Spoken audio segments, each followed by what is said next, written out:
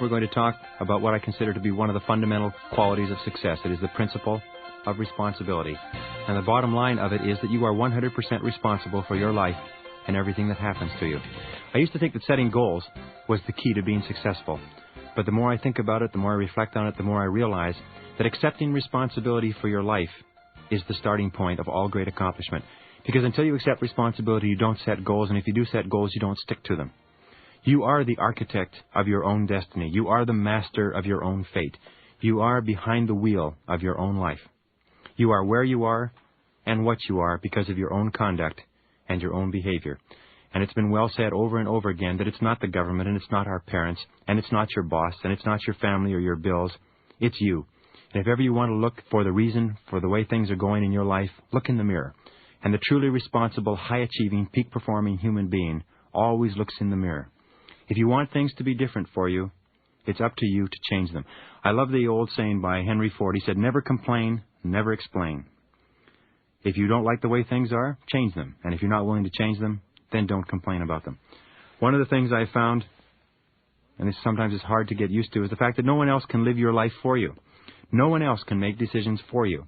And in the final analysis, no one else really cares. In the final analysis, no one else really cares about you anywhere near as much as you do or will care about yourself.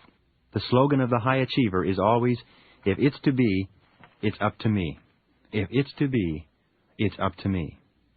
The acceptance of responsibility for your life is the starting point of true maturity, success, and high achievement. And without the acceptance of responsibility, nothing else is possible. Walking, talking, thinking, and acting like a fully responsible human being gives you a feeling of calmness, confidence, and self-control. We know that we only feel good about ourselves to the degree to which we feel we're in complete control of our own lives. And there is a one-to-one relationship between the amount of responsibility you accept and the amount of control you have over your life. In the world of work, you will always rise to the level of responsibility you are willing to accept for results.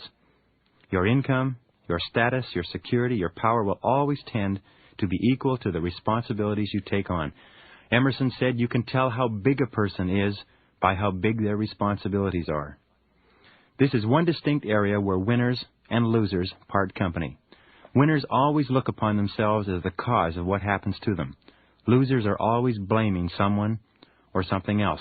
Now, why should this be? Well, of course, from the expediency factor, we know that people always seek the fastest and easiest way to get the things they want.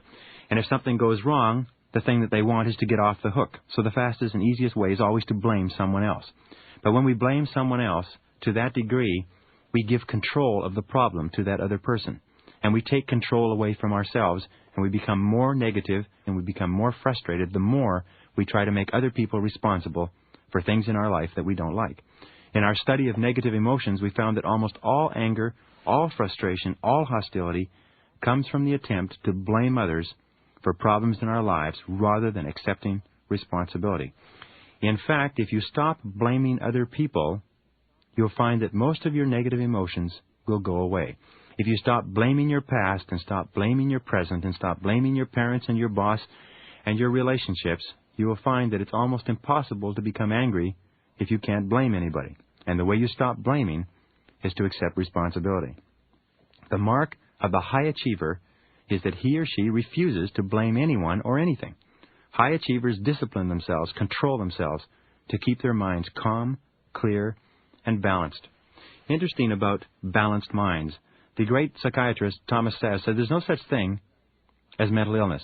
There are merely varying degrees of irresponsibility.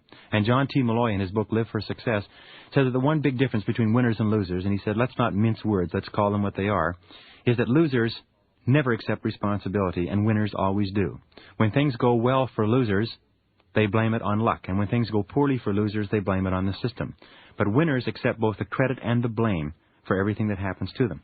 Fully responsible adults always look upon themselves as self-employed. They act as if they own the place. They treat the company they work for as though it belonged to them.